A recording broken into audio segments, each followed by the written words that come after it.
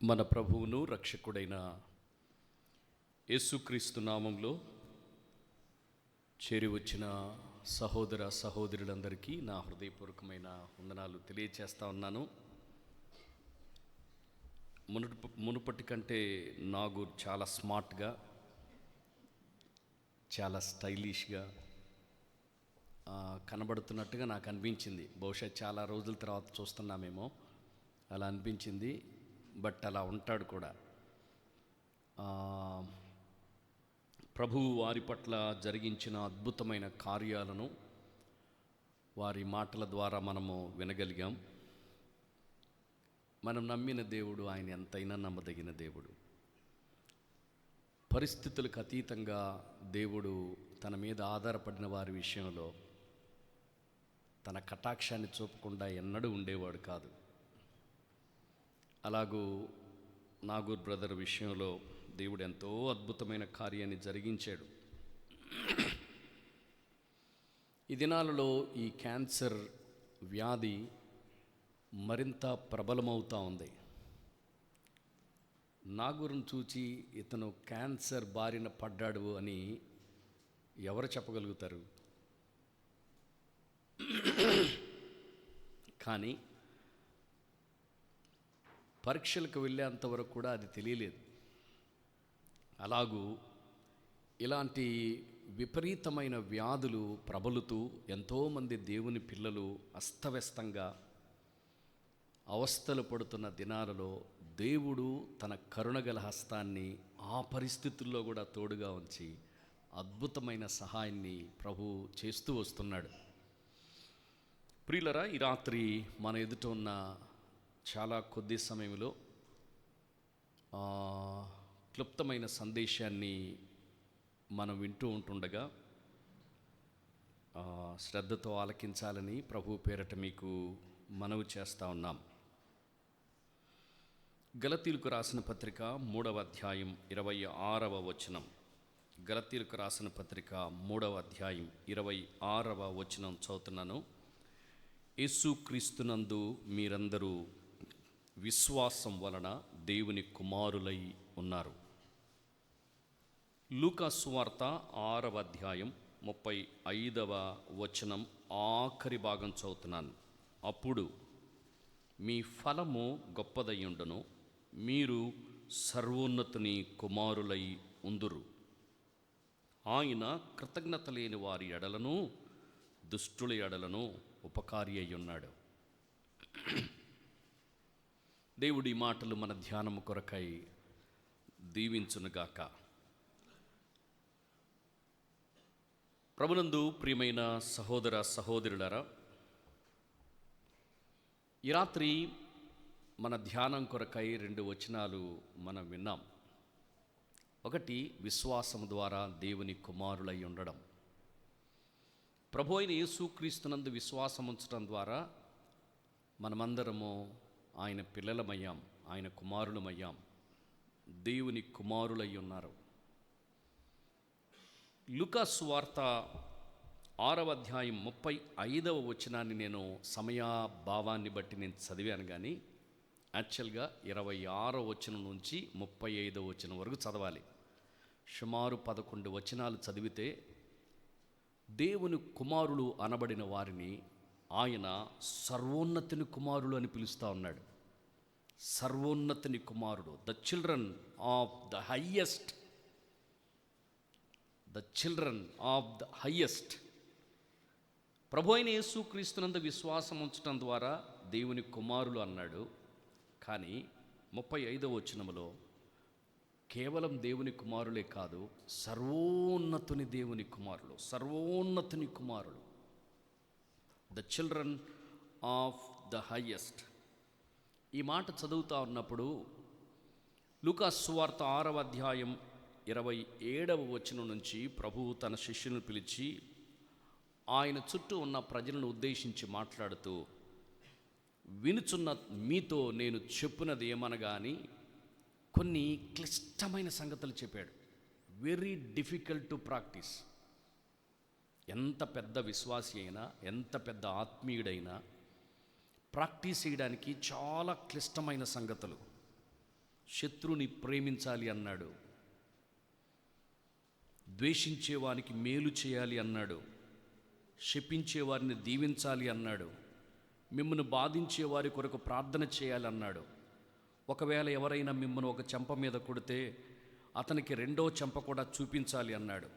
ఎవరైనా మీ పైబట్ట ఎత్తుకొని పోతే మీ అంగిని కూడా తీసిచ్చేయాలన్నాడు. ఎవరైనా నీ దగ్గరకు వచ్చి ఏదైనా డబ్బు అడిగితే లేదనకుండా ఇవ్వాలి అన్నాడు. నీ సొత్తు కూడా ఇవ్వడానికి నువ్వు వెనుకాడకూడదు అన్నాడు. అర్థమవుతుందా? ఇవి చెప్పడానికి బాగుంటాయి కానీ చేయడానికి ఏం బాగుంటాయి? చెప్పడానికి చాలా బాగా చెప్పడానికి అవుతుంది కానీ చేయడానికి ఎలా సాధ్యం అవుతుంది? It's very difficult, very difficult. 35వ వచనములో, మీరైతే ఎట్టి వారిని గూర్చేయును నిరాశ చేసుకొనక, ఎట్టి వారిని గూర్చేయును నిరాశ చేసుకొనక మీ శత్రువును ప్రేమించుడి, మేలు చేయుడి, అప్పుయుడి, అప్పుడు మీ ఫలము గొప్పదయ్యుండును, మీరు సర్వోన్నతుని కుమారులై ఉందరు. విశ్వాసం ఉంచటం ద్వారా మీరు దేవుని కుమారులై ఉంటారు. కానీ అసాధారణమైన జీవితాన్ని జీవించటం ద్వారా, అసాధారణమైన జీవితాన్ని జీవించటం ద్వారా మీరు సర్వోన్నతుని కుమారులై ఉంటారు అన్నాడు. శత్రువుని ప్రేమించటం ఈజీ కాదు, అది అసాధారణం.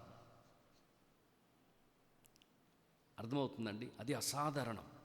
మిమ్మల్ని బాధించే వారిని, మిమ్మల్ని ద్వేషించే వారికి మేలు చేయడం అది సామాన్యంగా మనం చేయలేం. విశ్వాసులమైన వాటిని చేయడం సాధ్యం కాదు. It's very difficult. ఈ రోజుల్లో విశ్వాసులందరూ స్ట్రగుల్ అవుతుంది ఎక్కడే. కుటుంబంలోనైనా, సంఘములోనైనా, వ్యక్తిగత జీవితంలోనైనా practically most of us are utter failure, utterly failure. అర్థమవుతుందా? కానీ ప్రభు అంటున్నాడు, అప్పుడు మీరు నిరాశపడకుండా ఇలాంటి పరిస్థితుల్లో కూడా మీరు చేయగలిగితే మీరు సర్వోన్నతుని కుమారులై ఉంటారు, సర్వోన్నతుని కుమారులై ఉంటారు. అసాధారణమైన జీవితం. విశ్వాసం ఉంచటం మాత్రమే కాకుండా ప్రభు అయిన యేసు క్రీస్తును మన వ్యక్తిగతమైన జీవితంలో విరోచితంగా ప్రదర్శించటం, కేవలం చెప్పడం ద్వారా మాత్రం కాకుండా ఆయనను మన వ్యక్తిగతమైన జీవితం ద్వారా చూపించటం, ఇది క్రీస్తు కొరకు విరోచితంగా జీవించటం, అసాధారణంగా జీవించటం. ఇక్కడ నిలబడి చెప్పడం చాలా ఈజీ, కానీ ప్రక్కన ఉండి అదంతా చేయడం అనేది చాలా చాలా కష్టం, చాలా చాలా కష్టం.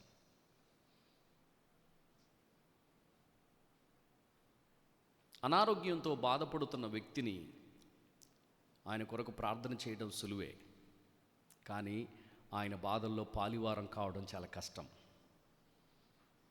ఆయన బాధను షేర్ చేసుకోవడం చాలా కష్టం. ఆయన పక్షంగా నిలబడి, తమ్ముడు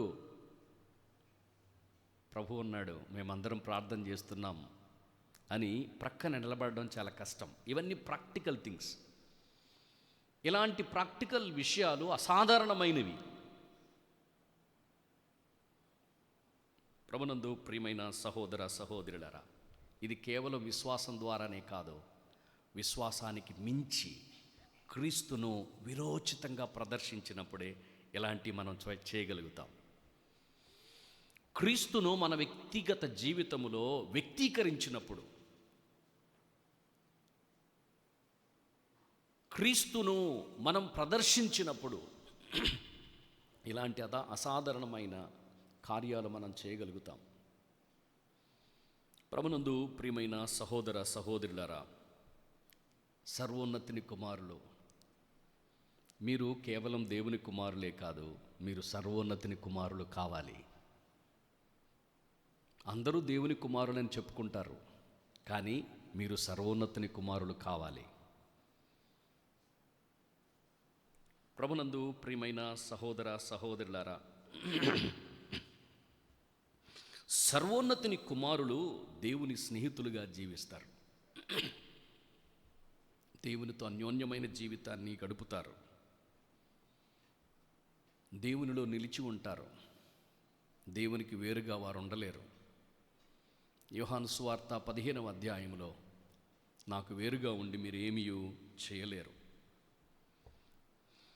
మీరు నా ఆజ్ఞను నేను మీకు ఆజ్ఞాపించిన వాటిని చేసిన యెడల మీరు నా స్నేహితులై ఉందరు, మీరు నా స్నేహితులై ఉంటారు. యోహాను సువార్త 15వ అధ్యాయంలో 1వ వచనం నుంచి 16వ వచనం వరకు సుమారు 12 సార్లు నా యందు నిలిచి ఉండండి, నా యందు నిలిచి ఉండండి అనే మాట మనం చదువుతాం. సర్వోన్నతుని దేవుని కుమారులు ఆయనలో నిలిచి ఉంటారు, ఆయనతో స్నేహం చేస్తారు. నెంబర్ 2, మహోన్నతుని చాటున వారు నివసిస్తారు. మహోన్నతిని చాటున నివసిస్తారు. 91వ కీర్తనలో మనం చదువుతాం, మహోన్నతిని చాటున నివసించువాడే సర్వశక్తిని నీడన విశ్రమించువాడు. వీళ్ళు ఏం చెప్పుకుంటారంటే, నా ఆశ్రయం నా దేవుడే, నా కేడెం నా దేవుడే, నా కోట నా దేవుడే, నేను నమ్ముకోదగిన వాడు నా దేవుడే. తమ్ముడు ఇందా చెప్పాడు కదా, స్నేహితులు లేరు, బంధువులు లేరు, ఆప్తులు లేరు, కానీ నా దేవుడు, నా దేవుని ప్రజలు, నా దేవుని సంఘం నా కోటగా ఉన్నారు, ఆశ్రయంగా ఉన్నారు. మహోన్నతిని చాటున నివసిస్తారు వీళ్ళు. పాడు చేసే రోగానికి భయపడరు. వీళ్ళు ఏం చెప్పుకుంటారంటే, దేవా నీవే నా ఆశ్రయం. మహోన్నతుడైన దేవుని నివాస స్థలంగా చేసుకొని ధైర్యంగా ఉంటారు వీళ్ళు. నెంబర్ 3, వీరు దేవుని ధర్మశాస్త్రమందు ఆనందిస్తారు. దుష్టుల ఆలోచన చొప్పున నడవకుండా, పాపుల మార్గమును నిలవకుండా, అపహాసకులు కూర్చుండు చోట కూర్చుండకుండా యెహోవా ధర్మశాస్త్రమునందు ఆనందిస్తూ దివారాత్రము దానిని ధ్యానిస్తారు.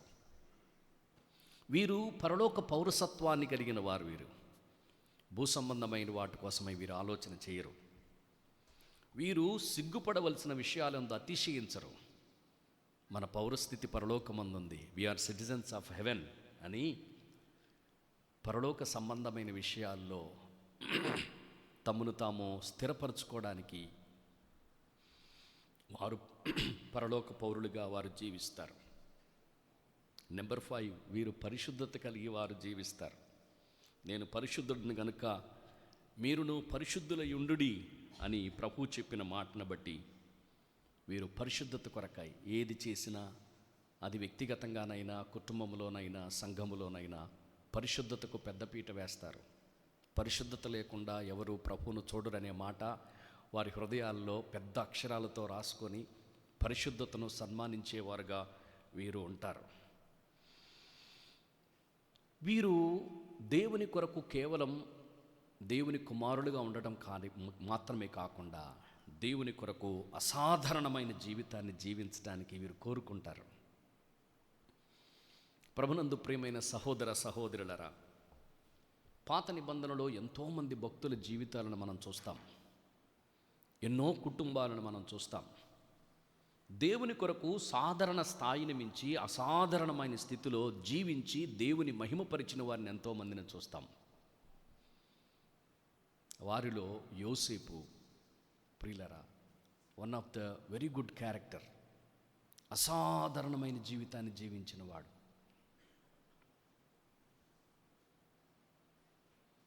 Life above average, life above average, అసాధారణమైన జీవితాన్ని జీవించిన వాడు.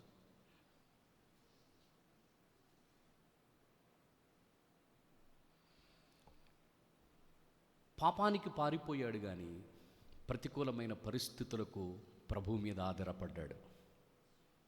పాపం విషయంలో పారిపోయాడు.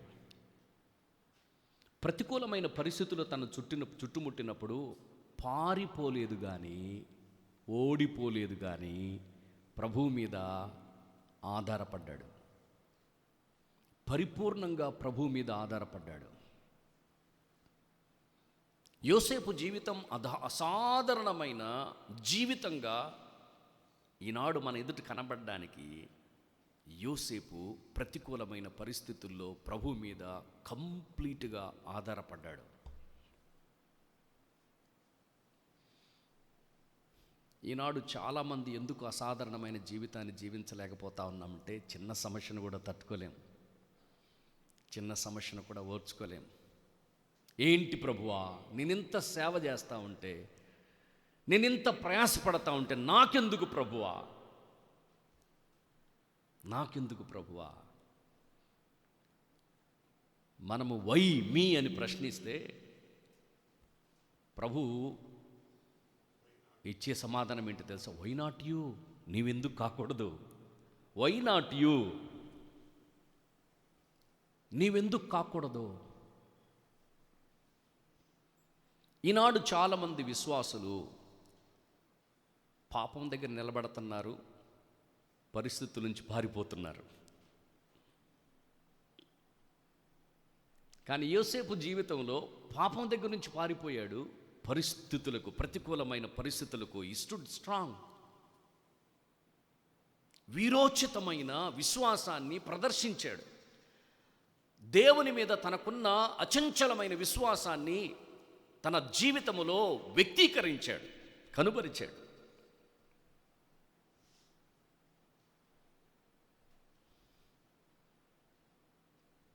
పదిహేడవ ఏట మనకు యోసేపు కనబడతాడు. 37వ అధ్యాయం 1వ వచనంలో 17వ ఏట యోసేపు కనపడతాడు. ఈ 17 సంవత్సరాలు చిన్న వయసులోనే ఎన్ని సమస్యలు తాను చూడాల్సి వచ్చిందో, ఎన్ని సమస్యలు తాను చూడాల్సి వచ్చిందో. పద్దనరాములో లాబాను ఇంట పుట్టాడు. తాతగారు తండ్రిని మోసం చేస్తూ ఉంటే కళ్ళారా చూశాడు. తన మామలు యాకోబును పిలిచి మా వలన నీవు ఎంత ఆస్తిపరుడవి అని దూషిస్తూ ఉంటే కళ్ళారా చూచాడు. తన తండ్రి జీతాన్ని తన తాతగారు మార్చివేస్తూ ఉంటే తన తండ్రి పడుతున్న బాధను చూచాడు.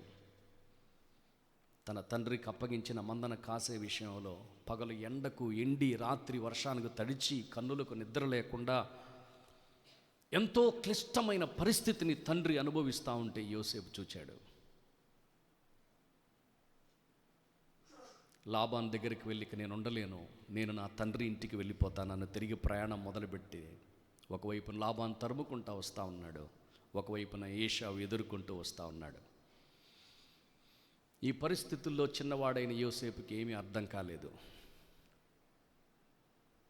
ప్రయాణం చేస్తూ ఉన్నారు. ఎఫ్రాతాకు వచ్చేసరికి తల్లి చనిపోయింది. ఎంతోమంది పిల్లలు ఇంట్లో ఉన్నారు, కానీ ఎంతోమంది పిల్లలు ఇంట్లో ఉన్నారు, కానీ యోసేపుతో ఆ పరిస్థితుల్లో నిలబడేవారు ఒక్కరు కూడా కనబడలేకపోయారు. ఒక్కరు కూడా కనబడలేకపోయారు. వీరు యోసేపు మీద ఎంత అసూయతో ఉన్నారు అంటే 37వ అధ్యాయానికి వచ్చేసరికి యోసేపును చంపడానికి కూడా ఆలోచన చేశారు. 17 years ఆఫ్ హిజ్ ఏజ్, ఆ యవ్వన ప్రాయంలో, ఆ చిన్న ఏజ్ నుంచే he struggles, he faced lot of struggles. ఎంత తీవ్రమైన పరిస్థితులు, సమస్యలు ఎదుర్కొన్నాడో, ఎంత క్లిష్టమైన పరిస్థితులను ఎదుర్కొన్నాడో. 28వ అధ్యాయం 15వ వచనంలో ఇందాక తమ్ముడు నాగూరు జ్ఞాపకం చేశాడు. యాకోబు బెర్షెబా నుంచి పద్దనరాముకు వెళ్తున్నప్పుడు ప్రభు అర్ధరాత్రి వేళ ప్రత్యక్షమై యాకోబుతో మాట్లాడుతూ చెప్పిన మాటలు జ్ఞాపకం చేశాడు. నేను నీకు తోడుగా ఉంటాను, నీ వెళ్ళే ప్రతి స్థలంలో నిన్ను కాపాడుతాను, నేను నిన్ను విడిచిపెట్టను, నేను నిన్ను అలా తీసుకుని వస్తాను. ఇవన్నీ యోసేపుకు చెప్పుంటాడు. నాన్న, నువ్వు బాధపడమాక, ఇవన్నీ నువ్వు మనసులో పెట్టుకోమాక, ఈ బాధలన్నీ చూచి నువ్వు వేరుగా ఆలోచన చేయమాక అని యోసేపుతో చెప్పుంటాడు. కానీ యోసేపు ఎప్పుడు ఎప్పుడు ఎప్పుడు తోడుగా ఉంటాడు. ఒకదాని వెనకాల ఇన్ని సమస్యలు, ఒకదాని వెనకాల ఎక్కడ నెమ్మది లేదు, ఎక్కడ విశ్రాంతి లేదు.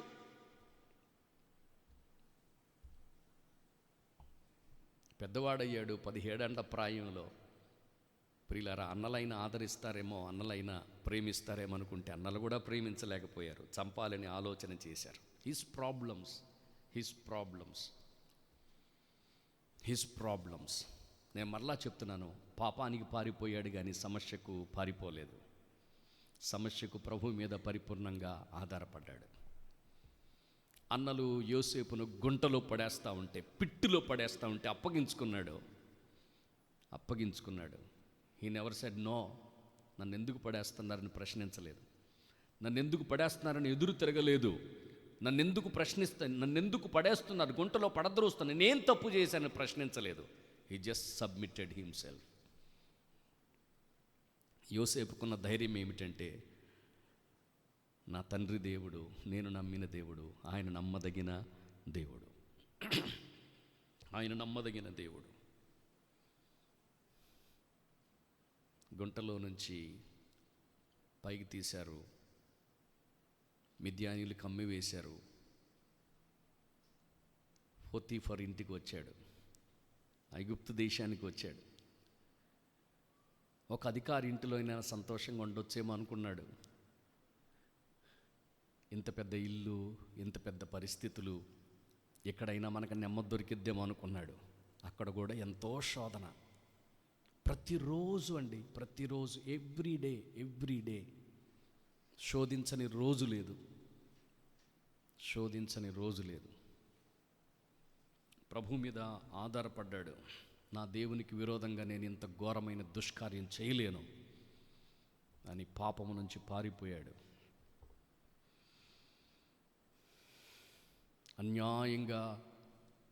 అన్యాయంగా యోసేపును చెరసాలకు పంపించారు. అన్యాయంగా, ఏ తప్పు చేయకపోయినా పారిపోయాడు. పాపం చేయకుండా పారిపోయాడు. నా దేవునికి విరోధంగా ఈ దుష్కార్యాన్ని చేయలేని పారిపోయినవాడు, ప్రియులరా, తన కోటును తీసుకొని తన భర్త దగ్గరికి వెళ్ళి, నన్ను యోసేపు అవమానపరిచాడు అని అబద్ధమాడి అన్యాయమైన నిందలు మోపి తనను చెరసాలకు పంపించారు. ప్రభునందు ప్రియమైన సహోదర సహోదరులరా, ఆయన చెరసాలలో ఉండవలసి వచ్చింది. With no reason, with no evidence. అర్థమవుతుందండి? చెరసాలకు వెళ్ళవలసి వచ్చింది. ఒక సమస్య తర్వాత ఒక సమస్య యోసేపుని వెంటాడుతూనే ఉంది. కానీ యోసేపు సమస్యల దగ్గర నుంచి పారిపోయినవాడు కాదు. యోసేపు ప్రభు మీద పరిపూర్ణంగా ఆధారపడ్డాడు. ప్రభునందు ప్రియమైన సహోదర సహోదరులారా, దేవుడు యోసేపును కనికరించాడు. యోసేపు చెరసాలలో ఉండగా పానదాయకుల అధిపతి, భక్ష్యకారుల అధిపతి యొక్క కలల యొక్క భావాన్ని చెప్పాడు. అవి అక్షరాలు నెరవేర్చబడ్డాయి. ఫరో కలగన్నాడు. ఆ కలభావం ఏమిటో తనకు చెప్పేవాళ్ళు ఎవరూ లేకపోయారు. అప్పుడు యోసేపు కలభావం చెప్పగలడని తెలుసుకొని ఫరో యోసేపుని పిలిపించి, నీవు ఒక కల విన్న ఎడల దాని భావాన్ని చెప్తా ఉంట కదా, తెలియపరచగంటావు కదా. నిన్ను గూర్చి నేను విన్నాను, నేను కల విన్నాను, నేను కలగన్నాను, ఆ కలభావం చెప్తావా అని యోసేపుని అడిగితే యోసేపు అన్నాడు, నా వలన కాదు, దేవుడే, నాట్ మీ బట్ గాడ్.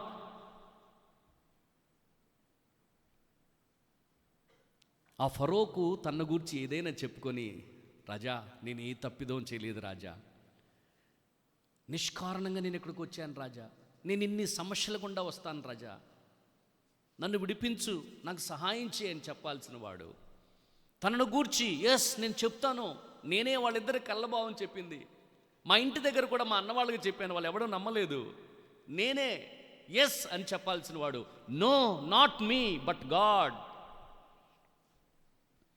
41వ అధ్యాయం మీరు చదవండి ప్రియులరా.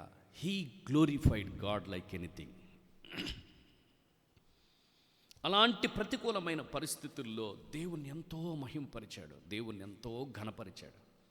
నేను కాదండి, దేవుడు చెప్తాడండి, నేను చెప్పలేనండి, నాకు ఆ సామర్థ్యం లేదు, నాకు ఆ జ్ఞానం లేదు,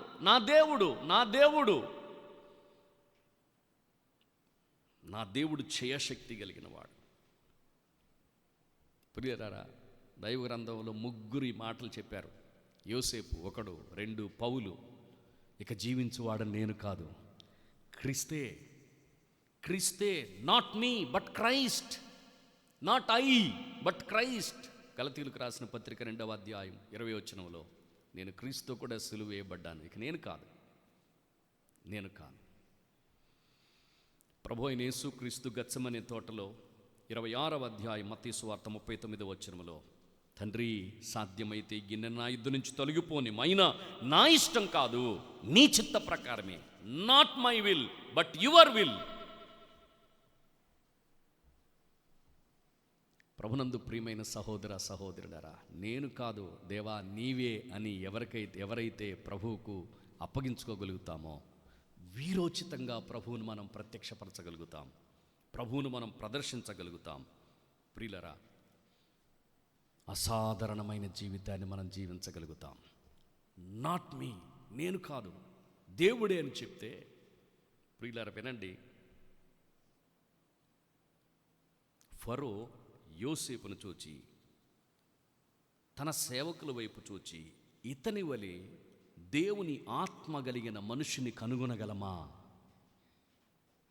ఇతని వలె దేవుని ఆత్మ కలిగిన మనుషుని కనుగొనగలమా? ఇలాంటి వాడు మన రాజ్యంలో ఎవరైనా ఉన్నారా? This is called life above average. అసాధారణమైన జీవితం, అసాధారణమైన విశ్వాసం. ఇతని వలె ఎవరున్నారు? మన సంఘంలో చాలామంది విశ్వాసులు ఉంటారు, కానీ ఒకరిని పిలిచి ఇతని వలె ఎవరైనా ఉన్నారా అంటే that is called life above average. ఒక సహోదరుని పిలిచి ఈ సిస్టర్ వలె ఎవరైనా ఉన్నారా అనంటే అది అసాధారణమైన జీవితం. యోసేపుకి పరిస్థితులు రాకపోతే, యోసేపుకి శ్రమ వెంబడి శ్రమ, ఈ కష్టం వెంబడి కష్టం, ఈ ప్రతికూలమైన పరిస్థితులు రాకపోతే ఈ అసాధారణమైన స్థితికి యోసేపు చేరివాడు కాదు. ఈ అసాధారణమైన పరిస్థితికి యోసేపు వచ్చి ఉండేవాడు కాదు. ఐగుప్తుకు అధిపతి అయ్యాడు. ప్రాబ్లమ్స్తో స్టార్ట్ అయిన జీవితం ఇప్పుడు పవర్లోనికి వచ్చాడు. Problems to pit to prison to palace. ఇప్పుడు అంతఃపురంలోకి వచ్చాడు, అధికారంలోనికి వచ్చాడు, పవర్లోకి వచ్చాడు. ప్రభునందు ప్రియమైన సహోదర సహోదరులరా, 110 సంవత్సరాలు యోసేపు జీవించాడు. 17 సంవత్సరాలు ప్రాయంలో యోసేపును మనం మొట్టమొదటిసారి 37వ అధ్యాయం మొదటి వచనం చదువుతాము. ఫరో ఎదుట 30వ ఏట కనబడతాడు. ప్రియులరా, 13 సంవత్సరాలు God invested 13 years to make a man out of Joseph. 13 years, 13 సంవత్సరాలు దేవుడు యోసేపు విషయంలో వెచ్చించి ఒక అసాధారణమైన వ్యక్తిని వెలికి తీశాడు. 13 years. ఈ 13 సంవత్సరాల యోసేపు శ్రమ జీవితంలో, ఈ క్లిష్టమైన పరిస్థితిలో, ఈ కష్టమైన పరిస్థితిలో, అంతకుముందు 17 కూడా కష్టాలే. All this 30 years terrible period.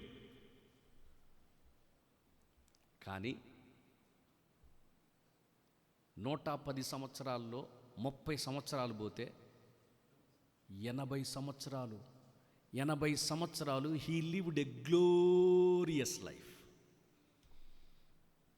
ఐగుప్తు దేశానికి ప్రధానిగా ఉన్నాడు. Glorious life.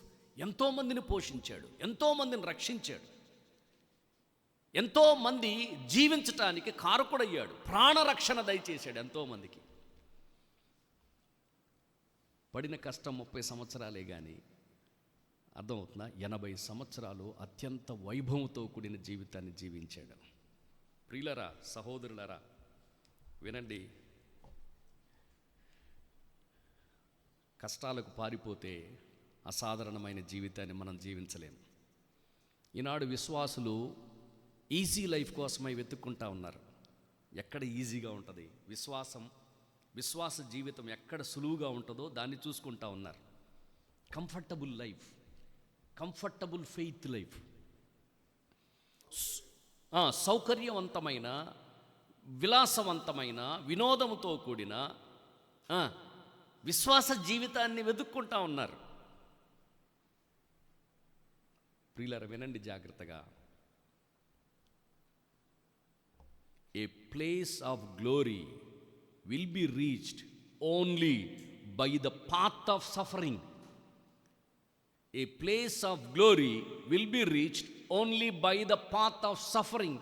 శ్రమల మార్గం గుండానే మహిమగల స్థానానికి మనం చేరగలుగుతాం, మహోన్నతమైన స్థానానికి మనం చేరగలుగుతాం. ఈజీ లైఫ్ ద్వారా ఒక ఉన్నతమైన స్థానానికి మనం రాలేం. ఈజీ లైఫ్ ద్వారా, ఈజీ విశ్వాసము ద్వారా ఒక సాధారణమైన జీవితానికి మనం చేరుకోలేం. It is possible only with the path of suffering. ప్రభునందు ప్రియమైన సహోదర సహోదరులారా, ప్రభు అయిన యేసు క్రీస్తు ఆయన సాధారణమైన వాడు. ఆయన జన్మ, ఆయన జీవితం, ఆయన పరిచర్య, ఆయన మరణం, ఆయన పునరుద్ధానం, ఆయన ఆరోహణం, ఆయన తిరిగి రావడం అసాధారణమైన జీవితం. ఆయన వల్ల ఎవరు జన్మించారు, ఆయన వల్ల ఎవరు జీవించారు, ఆయన వల్ల ఎవరు మరణించారు, ఆయన వల్ల ఎవరు తిరిగి లేచారు, ఆయన వలె పరలోకానికి ఎవరు ఆరోహణమయ్యారు, ఆయన వలె ఎవరు తిరిగి రాబోతున్నారు. అందుకని గబ్రియేలు దూత ఆయన పుట్టినప్పుడే ఒక మాట ఇలాగ చదువుతాం. లూకా సువార్త 1వ అధ్యాయం 31వ వచనం. ఇదిగో నీ గర్భము ధరించి కుమారుని కని, నీవు గర్భము ధరించి కుమారుని కని ఆయనకు యేసు అని పేరు పెట్టెదు. ఆయన గొప్పవాడై సర్వోన్నతుని కుమారుడు అనబడును. సర్వోన్నతుని కుమారుడు అనబడును. అర్థమవుతుందా? దేవుని కుమారులు అనబడడం it is common for every one, those who believe in Jesus. ప్రభు అయిన యేసుక్రీస్తునందు విశ్వాసం ఉంచగా దేవుని కుమారుడని పిలువబడడం అది సర్వసాధారణం. కానీ సర్వోన్నతిని కుమారులు అని పిలువబడడం ఇది అసాధారణం. ఇది కేవలం ప్రభు మీద ఆధారపడి జీవించే జీవితం ద్వారా మాత్రమే సాధ్యం. తమ్ముడు నాగూరు జీవితంలో ప్రభు చేసిన కార్యాలు కృప వెంబడి కృప, కృప వెంబడి కృప, ఒకదాని తర్వాత ఒకటి, ఒకదాని తర్వాత ఒకటి, ఇలాగూ వరుసగా శ్రమల వెంబడి శ్రమలు ఎదురవుతున్నప్పుడు ప్రభు మీద ఆధారపడి వారు నిలిచారు. దేవుడు వారిని మహిమపరిచాడు. Now he smart bye.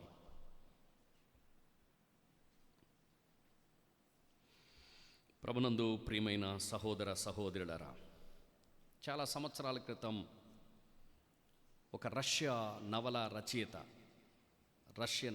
రచయిత ఏమైనా చాలా సంవత్సరాల క్రితం రష్యన్ నవల రచయిత ఒక పుస్తకాన్ని రాయడానికి పూనుకున్నాడు, ఒక నవలను రాయడానికి పూనుకున్నాడు. మెక్సికన్ యువరాజును గూర్చి రాయడానికి. అతను ఆ తరములో మానవ జాతికే ఒక గొప్ప వ్యక్తిగా, ఒక పరిపూర్ణమైన వ్యక్తిగా, ఒక మాదిరిని చూపించే వ్యక్తిగా తనను గూర్చి రాయాలని ఒక పుస్తకాన్ని రాయడం ప్రారంభించాడు. కానీ ప్రజలు ఆ యువరాజును గురించి ఏమీ అర్థం చేసుకోలేకపోయారు, సరిగా అర్థం చేసుకోలేదు. ఆయన విధానం అర్థం కావడం లేదు. అతన్ని చూసి అందరూ అనుకుంటున్నారు వీడు పెద్ద పిచ్చోడు అనుకుంటున్నారు. హీఈస్ మ్యాడ్ ఫెలో అనుకుంటా ఉన్నారు. ఇతనికి పిచ్చి పట్టింది అనుకుంటా ఉన్నారు. కానీ నవల రచయిత ఆయన గురించి పుస్తకం రాసి దానికి ఒక టైటిల్ పెట్టాడు, ఈడియట్. ఆ పుస్తకం పేరు ఈడియట్. ప్రియులరా, మనం కూడా దేవుని కొరకు వీరోచితంగా ఒక ప్రత్యేకమైన జీవితాన్ని జీవిస్తూ ఉంటే ప్రజలు మనల్ని కూడా చూసి అలానే అంటారు. మనల్ని కూడా చూసి ప్రజలు పిచ్చోళ్ళు వీళ్ళు అనుకుంటారు. ఒక ప్రత్యేకమైన జీవితాన్ని జీవిస్తున్నప్పుడు, అసాధారణమైన జీవితాన్ని జీవిస్తూ ఉన్నప్పుడు మనల్ని కూడా చూసి ఇలానే కామెంట్ చేస్తారు, ఇలానే అనుకుంటారు. కానీ వినండి జాగ్రత్తగా, దేవుని పిల్లలంగా కేవలం విశ్వాసం ఉంచడం మాత్రమే కాదు, దేవుని పిల్లలంగా క్రీస్తును వీరోచితంగా ప్రదర్శించి అసాధారణమైన జీవితాన్ని జీవించాలి అనేది దేవుని యొక్క ఉద్దేశం. మనమందరం కేవలం దేవుని కుమారుడుగానే కాదు, సర్వోన్నతుని కుమారుడని పిలువబడడం ప్రభు యొక్క ఉద్దేశం. అతి కృప దేవుడు మనందరికీ అనుగ్రహించునుగాక. ప్రత్యేకంగా తమ్ముడు కుటుంబంలో ప్రభువు చేసిన కార్యాన్ని బట్టి ఆ కుటుంబాన్ని రాబో దినాల్లో మరింత దీవెనకరంగా ప్రభువు తన మహిమ కొరకై వినియోగించినట్లుగా ప్రార్థన చేద్దాం. ఆ విధంగా ప్రభు తన కృపను అనుగ్రహించునుగాక. Thank you so much. అందరికీ వందనాలు.